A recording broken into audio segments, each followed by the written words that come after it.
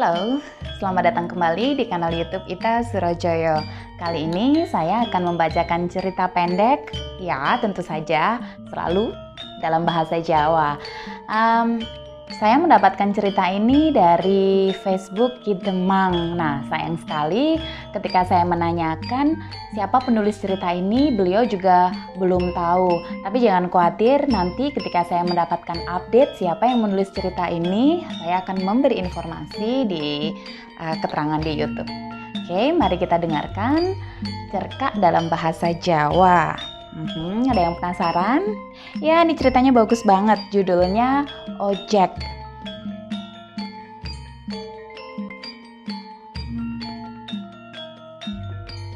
Ojek dening Ita Surojoyo.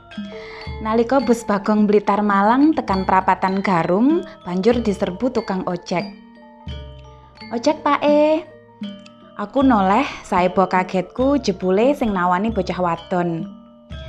Umure udakara sepantarane ayu, anakku sing ragil. Dheweke nggawe jaket kulit warna coklat. Ngepres, ngono isih ditambahi sal biru sing gubet ing gulune. Dedeke sedeng, bocah wadon kuwi dhuwure udakara 120 senti. Kanthi nganggo celana jeans ireng, tampilane katon pantes banget. Kula betakaken nggih, Pak. Celatune banjur ngangkat karton wadah jajan lan buah gawanku. Age-age wanita kuwi marani Nmax sing diparkir ana sangisore lampu bangjo, pas pojok perapatan. "Endi tukange ojek, Mbak?" takonku. "Nggih kula piyambak lho, Pak." "Hah? Wonten menapa, Pak?" Aku meneng. Mesti wae semunggumun. Racake tukang ojek ki priyayi kakung, iki kok cah wadon ayu pisan. Pawakane lincir kuning, nalika mbukak maskere sing ngalangi panyawangku, aku mlongo. Lah piye, jebul meh kaya Amanda Manopo, bintang sinetron Ikatan Cinta. Jibles ora slewah. "Monggo, Pak." Celatune sing gawe aku gragapan. Dheweke mesem. "Aku tak sene ngarep yo, Mbak," jariku usul. Hehehe. Bocahe mung mlengeh karo ngelongake kunci kontak lan helme. "Kagunge tindak ngendi, Mbak, kok slirane ngojek dhewe?" takonku ing sela-selane mesin sepeda motor sing gleser ana dalan Hot Mix, Tawangsari. Ora maido montor anyar. "Nopo, Pak?" "Garwane kerja ning dalem ya, Mbak," takonku setengah nyelidiki. Kok kaya intel batinku. Hehehe. "Sampun boten gadah, Pak. Innalillahi, wis sedo ye." "Dirayah tiang sanes," jawabe lirih karo guyu ning aku isih tengen. "Astagfirullah. Kersane to, Pak, kula terima. Mbok pilih sampun lakon." Bacute sajak legawa. "Terus slirane karo putrane ya?" "Dereng gadah, Pak." Muni ngono, sepeda motore nerak zebra cross nganti njondel lan dheweke spontan ngerangkul bangkeanku. Sorry Mbak, ora weruh jariku. Bocahe mung guyu. Ora krasa wis tekan ngarep ngomahku. Jalan abadi ngelegok. "Tak aturi pinarak sik, Mbak. Ayo dilebokne ngomah barange." "Nggih, Pak." Muni ngono karo ngangkat kartonku. Banjur mlebu ana ruang tamu. "Oh iya, asmane sapa slirane?" "Kula Dina, Pak." "Mbak Dina ngersakne unjukan adem apa anget?" pitakonku. "Waduh, mboten sisah, Pak. Wis kadung ki," jariku karo nggawa jus jeruk sing mentas tak jupuk saka kulkas. "Ayo diunjuk." "Nggih, Pak." "Ibu tindak pundi, Pak?" pitakone. Aku unjal ambekan sadurunge jawab bloko. "Ibu wis kapundhut, wis meh nyewu kok. Aku yo ijen, anakku 3 wis padha mentas kabeh. Digawa bojone dhewe-dhewe." Hehehe. Guyuku sepo. "Lajeng Bapak tasih ngasta?" Wis pensiun 3 tahun kepungkur.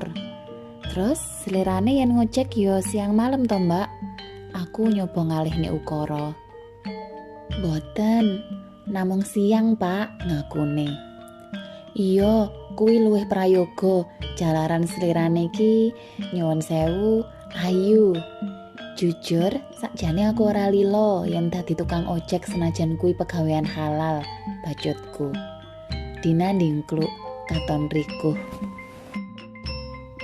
Wes, terus piro ongkose mau? Bonggelku. Sakersa kula nderek. Jawabe. Aku ndutut lembaran abang saka dompet banjur tak longne. Wah, mboten wonten wangsulipun, Pak, ucape Dina. Wis diasta wae, ora usah disusui. Minangka simpatiku marang slirane. Nanging ora apa-apa, Mbak Dina. Kula mboten sekeco, Pak, guneme rikuh. Aku meksa tak kon nampani.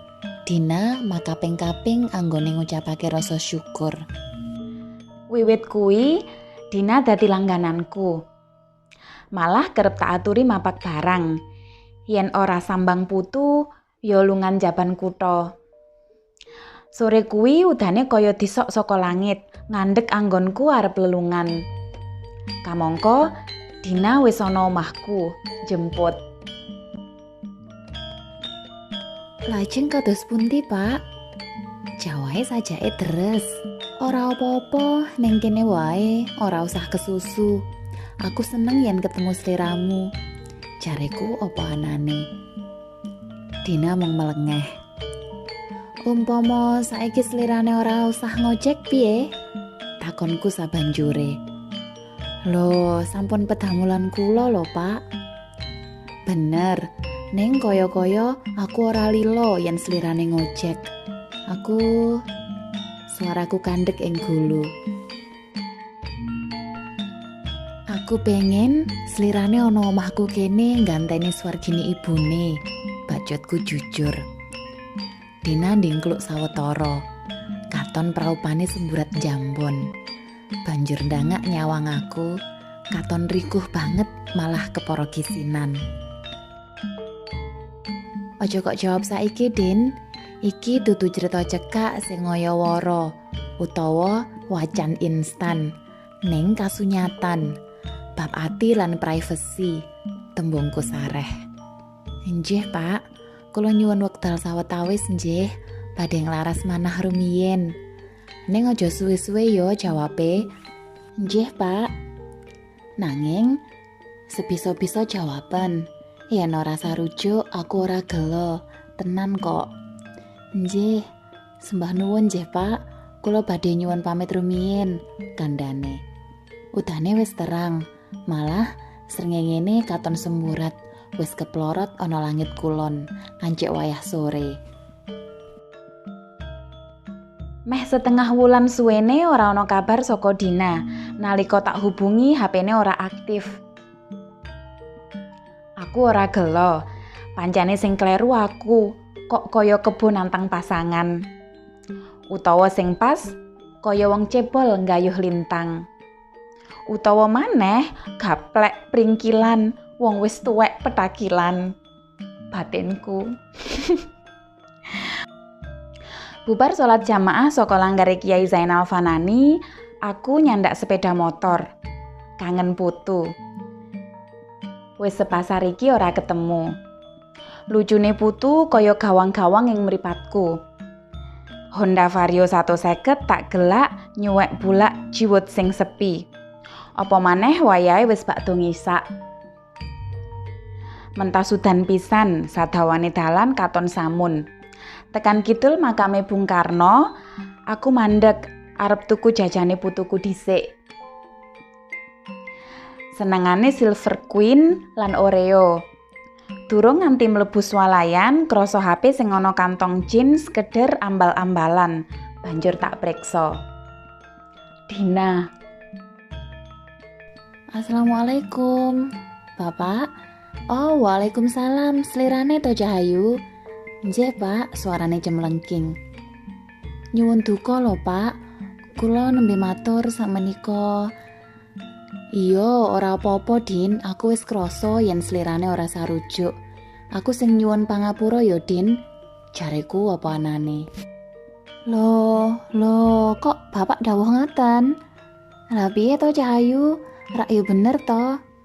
Mboten leres. Lah lire piye? Kula durung tutuk anggone telepon kesusu HP-ne mati. Tak bel bola-bali ora kena. Mbak, pulsa 50.000 ke nomor ini. Uniku menyangka sire swalayan. Nomere Dina. Ngapunten Bapak, nembe pulsanipun telas. Matur sembah nuwun transferipun pulsa. Kula nderek kersanipun Bapak. Suarane karo nangis. Loh, ngopo kok nangis, Cahayu? Kula kangen. Pak, jawaban sing ringkes. Kanggonku wis cukup sakabehe. Kutha Blitar wis sepi, putuku palingo wis bubuk, ning atiku wis ayem. Seneng banget, nganti ora krasa aku rengeng-rengeng dhewe kaya wong edian. Senajan kowe ngilang, ra bisa tak sawang, nanging ning ati tansah kelingan. Terus lamat-lamat aku krungu swara. Mbah Kong, wungu Mbah. Tibake putuku ngoyok-ngoyok awakku. Halah, tibake ngimpi to iki mau. Cutha. Nah, terima kasih sudah mendengarkan cerita yang berjudul Ojek. Tunggu video berikutnya ya. Bye.